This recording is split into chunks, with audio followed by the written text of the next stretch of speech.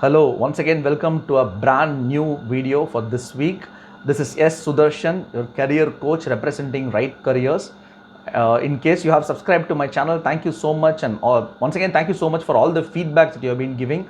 In case you haven't, do visit the channel. It's www.youtube.com/rightcareers and hit the subscription button so that every Monday at 5 p.m. you get an update, you get a new video on different careers across.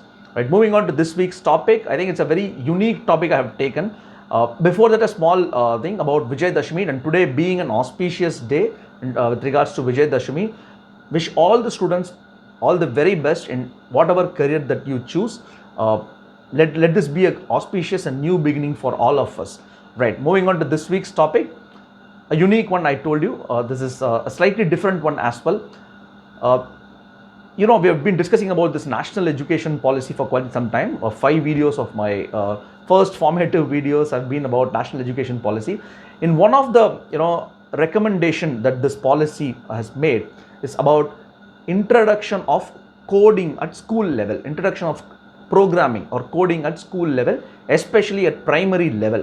That is something that the new national education policy has recommended, which means very soon you will start seeing coding being introduced to our primary students. Now the topic is related to this. The topic is whether this is a good thing or is not a great thing. So which means the advantages and disadvantages of having coding at school levels. That's the topic we have taken.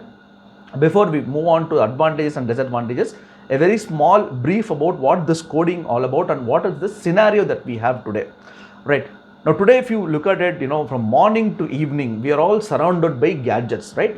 We all are surrounded by various gadgets, and across generations we use gadgets, and gadgets have become a part and parcel of our lives. If you ask me, my family, I use a gadget, my son uses some gadgets, my father uses a gadget, my grandfather uses a gadget. So, cut across 4 generations. Similarly, my grandmother uses a gadget. Cut across 4 generations, we have people using gadgets. So it has become a part and parcel of our life. You can love, you can hate gadget, but you cannot ignore a gadget. By gadget, what I mean is mobile phones or iPads or computers or laptops or whatever it is, smart TVs, anything. So we all are used to gadgets now. Old board games, if you remember, during my summer holidays we used to play games like business, that you call it as trade or you call it as business, and then we used to play snake and ladders, ludo, traditional Tamil games. We had something like pandi, we call gilli, goli. All those things are gone now. It's a gone case, I should say. With advent of OTT, people have forgotten all those traditional games, and not so traditional games also. The classical games like playing on the ground has also been forgotten. So people are surrounded by OTT. Again, pandemic is also not helping this cause. Pandemic has really made a lot of things different. 6 months back, what we are today, what we are is very different. Some of the jobs have come after this pandemic, and that's how it's going to be in the near future. That's a very short brief about the scenario. In this situation, the national education policy has recommended coding for students at grade 6, from grade 6 onwards. Let me give some 2 or 3 statistics before we move on to the advantages. The first statistics is a country like, you have to be once again patient when you listen to the statistics, because you have to repeatedly listen. Countries like China and Japan, have introduced coding at kindergarten level. It's up to you to believe. Yes, that's a fact. Once again, I'll repeat, countries like China and Japan have introduced coding at kindergarten level. Now again, tech thinkers believe that this coding is going to be a game changer, because what they feel is, if someone is very strong in coding, it makes them think analytically. It makes them think analytically, not only in to solve a problem in maths, but also not only to solve a problem in science, but also in humanities. So if coding is introduced at the young level, or at the younger level, I should say, it's going to help them to think analytically in all walks of their life, and that's what tech thinkers think. Another statistics, there is a report from World Economic Forum that got published last year, 2019. Now it says 65% of children who are enrolling primary today will end up doing jobs which are not in extinct today. if you don't understand, once again I'll repeat, 65% of the students who are going to primary, who are just starting their primary education today, will end up doing a job which is not even existing today. And that's a fact, that's a report that has been given by World Economic Forum last year. So keeping all these things in mind, we will now see what are some of the advantages when you introduce coding or programming at school level, and what are also some of the disadvantages at a later stage. Now first let us look into the advantages. The first advantage, when coding is introduced to you at a younger level, is it makes you think like an entrepreneur.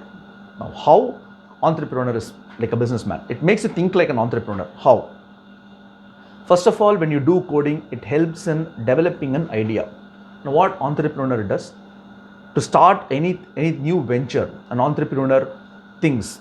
So that's exactly what coding does. It makes you think, it makes you come up with new ideas, and therefore you think like an entrepreneur. You don't think like a stereotype person, you think like an entrepreneur. First advantage. The second advantage when coding is launched, when coding is introduced at school level, is it makes a foundation. It makes a very strong foundation for you for all your future careers. Now it makes your mind adaptable, it makes your mind very, very flexible. That's what scientists say.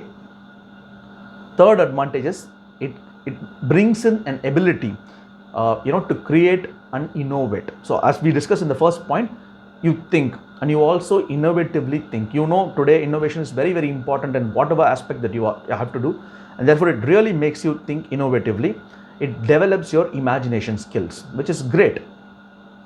Fourth advantage is it enhances your problem solving skills. Now typically you write programs to solve a problem, right? So it enhances that skill at a very tender age. So that's the fourth advantage. Fifth advantage, again a very important merit I would say, is it enhances logical and analytical thinking, which is very important in today's world, today's scenario. Your logical reasoning and analytics has to be very, very strong, and definitely introducing coding at younger age, for younger students will have its own impact when it comes to improving the logical reasoning and analytical skills. So these are some of the advantages that we have seen. Like always, there are some disadvantages that you will always have. We will see what are those. The first advantage is, some of the people, not some, many people think this is unnecessary. Unnecessary from two aspects. Some techies will definitely think or still think that with the advent of artificial intelligence, you would never need programming, you never need coding. Coding itself might become automated. That's the logic. That's some of the some logic. There is some logic in it, and some of the AI specialists think that you don't need coding when AI is there. One. Number two is, some of the non-IT professionals might think that I don't need to study coding. Why should I study? Because it's none of my business, and as a student I'm not interested in studying computer science, so why should I unnecessarily study? That's another logic that's always there. But the most important drawback I would say is, kids needs to be kids, children need to be children. You need to let them go, freak out. Now during my formative years I was always in the playgrounds, always. Most of the times I used to be in playgrounds, and I loved those times. Today that's not the case. So you need to keep your children like a children and not force them into things like coding, programming. That's one of the drawback, that there's a school of thought that people also think like that. The next drawback is, where are the teachers? Where are the teachers to teach you coding at grade 5 or 6? Are there enough resources to train you at that age? If you ask me, a honest answer is no. So you need to have very strong teachers. You need to train the teachers so that they train you for coding. Now amidst all these things, there is an interesting thought. Now many countries, I've told you that they have introduced coding at a very, very younger age. As a country, if we don't do that at this point in time, we might be in a disadvantage. I'm not saying we will be at disadvantage, but we might end up being disadvantaged, because your neighboring countries have started doing it. Your China has started implementing it. Japan has started implementing. I'm not saying we need to copy, but this is a very strong recommendation that has come from National Education Policy with renowned people on board, and therefore we got to see the merits and demerits of making them learn coding at an younger age. If you ask me, there are some definitely there are some advantages, and hope you enjoyed watching this video. with this we end this topic, and next week we come up with a very, very interesting and new topic as usual. And in case you have liked my video, click onto the subscription button. Happy Vijayadashmi once again to all. Thank you so much for watching the video. Thank you.